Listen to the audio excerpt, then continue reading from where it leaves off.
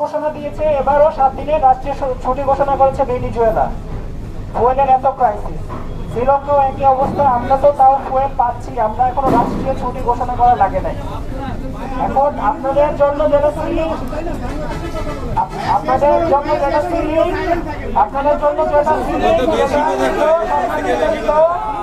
আমরা আপনাদেরকে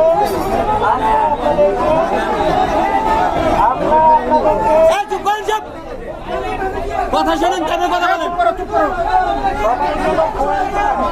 সবাই যারা এসেছেন, আপনারা এখানে যারা এসেছেন এবং যারা আসবে সবাই যেন ফুয়েল পায়। যেহেতু আমাদের সরকারও যেহেতু সীমিত, এখন আসলে আগে যে পরিমাণ পেতাম, আগে যে পরিমাণ চাহিদা ছিল, এখন সেই পরিমাণ যোগান আমরা পাচ্ছি না। সরকারেও যেহেতু সীমিত, সবাই যেন ফুয়েল পায়, সেজন্য আমরা 2 লিটার সম পরিমাণ 250 টাকার করে আমাদের ফুয়েল দেওয়ার সিদ্ধান্ত নিয়েছি।